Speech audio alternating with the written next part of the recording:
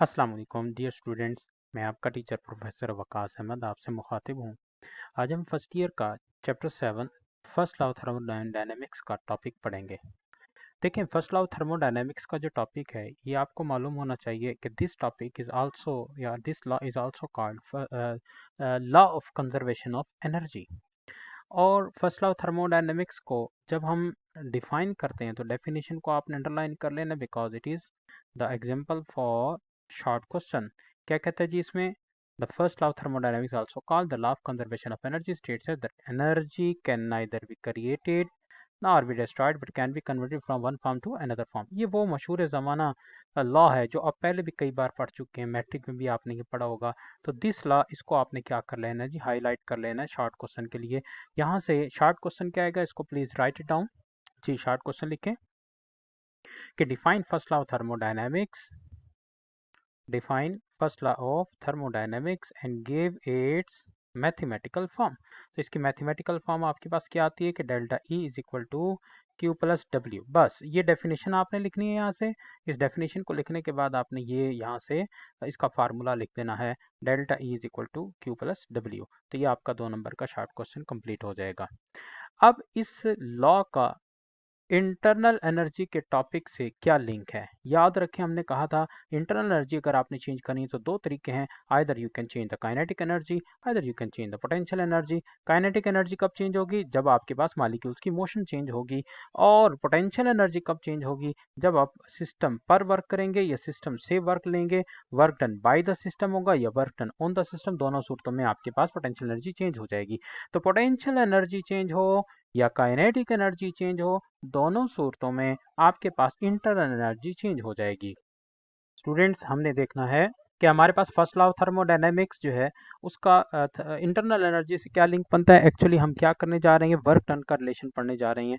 देखें जी, वो कहता है हमारे पास एक एक एक यहाँ पर सिलेंडर है। इस सिलेंडर में हमने एक मूवेबल पिस्टन फिट किया हुआ है। ये सिलेंडर है, इस सिलेंडर के अंदर मूवेबल पिस्टन फिट किया हुआ है जो कि which can move up and down.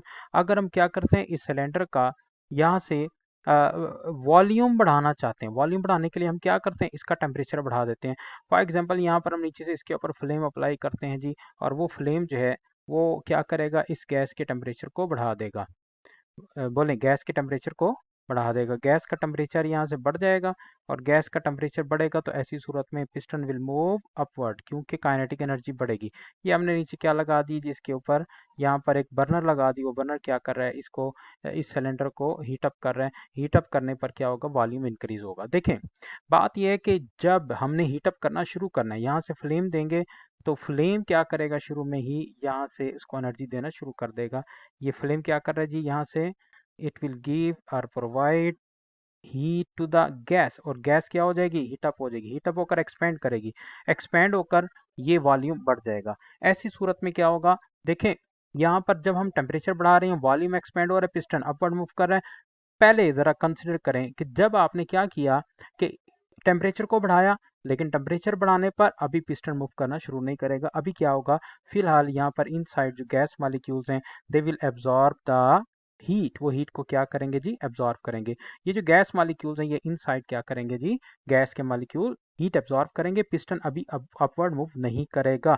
यानी इसका मतलब है आपके पास जो डेल्टा ई है, चेंज इन इंटरनल एनर्जी है, उसमें क्या हो रहा है जी, हीट चेंज हो रही है। क्या चेंज हो रही है, बोले भाई, हीट चेंज। यानी वर्क डन भी नहीं हुआ क्योंकि पिस्टन अपनी ओरिजिनल पोजीशन पे है, नो वर्क डन। अभी सिर्फ क्या हो रहा है यहाँ पर सिर्फ ये हो रहा है कि आपके पास जो Q है उसकी वैल्यू बढ़ती जा रही है। Q की वैल्यू बढ़ेगी तो ऐसी सूरत में हम कहते हैं इंटरनल एनर्जी बढ़ेगी। ठीक है जी। अभी फिलहाल क्या हुआ जी, क्यू यहाँ पर बढ़ रहा है क्योंकि इनसाइड मॉलिक्यूल्स की एनर्जी बढ़ रही है, पिस्टन अपनी जगह पर मौजूद है। लेकिन आपने क्या किया, टेम्परेचर को मुसलसल बढ़ाते रहे और आखिरकार एक वक्त ऐसा आया कि जब ये पिस्टन अपवर्ड मूव करना शुरू कर दिया इसने। जब मूव करेगा अपवर्ड तो ये क्या हो जाएगा जी, यहाँ पर जो वॉल्यूम चेंज है वो कितना आ रहा है, डेल्टा वी की वैल्यू आ रही है। और डेल्टा वी पहले V1 से V2 हो गया और ऐसी सूरत में हम कहते हैं कि सिस्टम ने वर्क डन किया।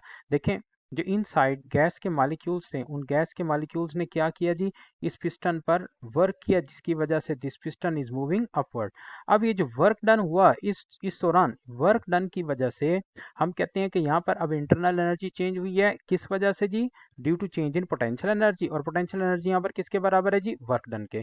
तो इट मीन ओवरऑल जो डेल्टा ई है, चेंज इन इंटरनल एनर्जी है, it is equal to the sum of change in kinetic energy which is actually equal to the heat and change in work done which is actually equal to W.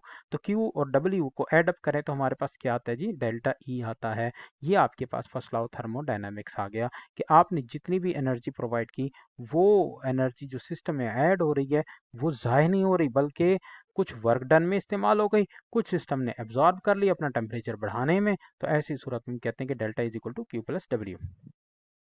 अब चूंकि ये जो work done है वो system ने किया है, यानी work done by the system है ऑन द सराउंडिंग, यानी ये पिस्टन जो है किस में आता है, ये piston this is in surrounding. System क्या हमारे पास, गैस मालिक्यूल्स हैं।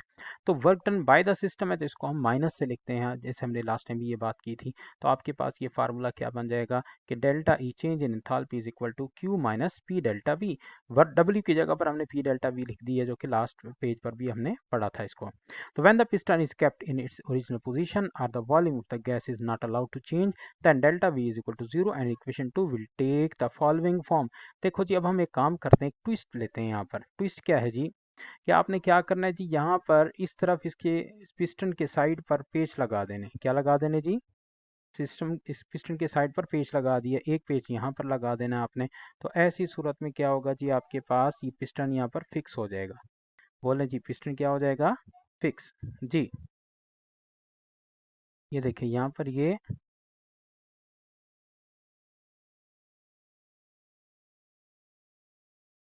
और ये हमने एक और यहाँ पर पेच लगा दिए, दो पेच जो हमने लगा दिए, इससे क्या होगा, ये पिस्टन अपनी जगह पर फिक्स हो जाएगा। अब ये अपवर्ड मूव नहीं कर सकेगा। अब जितनी भी हम इसको हीट प्रोवाइड करेंगे, this heat will be absorb in the gas molecule in the form of heat. Q की फॉर्म में ये क्या होती जाएगी, अंदर की तरफ ऐड होती जाएगी, and no work done will be done. क्यों, क्योंकि हमने पिस्टन को तो फिक्स कर दिया, ये पेच टाइट कर दिया है यहाँ पर। तो ऐसी सूरत में क्या होगा, जब भी डेल्टा वी जीरो, यानी पहले भी V1 भी वही है 10 लीटर, V2 भी वही है 10 लीटर, 10 माइनस 10 जीरो, तो डेल्टा V की value zero, zero multiplied by P zero, तो Q माइनस जीरो, Q बच जाएगा। और ये आपके पास फाइनल इक्वेशन बन जाती है कि change in internal energy at constant volume. तो बेटा ये जरा आपने नोट करना है, यहाँ पर एक छोटा सा V लगा हुआ है, इस V का मतलब है कांस्टेंट वॉल्यूम। तो कांस्टेंट वॉल्यूम पर आपके पास जो इंटरनल एनर्जी होती है, वो कांस्टेंट वॉल्यूम पर जो हीट अब्जॉर्ब होती है, that is equal to the heat enthalpy change, delta E is equal to Q V यहाँ पर आएगा। तो यहाँ पर ये डेफिनेशन भी इसकी आपने यहाँ से इंटरलाइन कर लेनी है। This shows that a change in internal energy of a system at constant volume, ये आपने शार्ट क्वेश्चन के लिए, इसको शार्ट क्वेश्चन में अक्सर ही प्रूफ मांगा जाता है।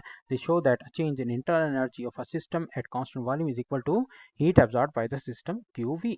तो यहाँ पर चूंकि इस दौरान वॉल्यूम कांस्टेंट रहा, इस दौरान यहाँ पर क्या रहा है जी, हम इस डायग्राम की बात नहीं कर रहे, हम इसकी बात करें। याद है ना, अभी हमने यहाँ पर पेज टाइट किए थे, जब पेज टाइट किए तो ऐसी सूरत में यहाँ पर ये पिस्टन फिक्स हो गया था। तो खैर, ये delta is equal to Q V के इक्वल हो गया।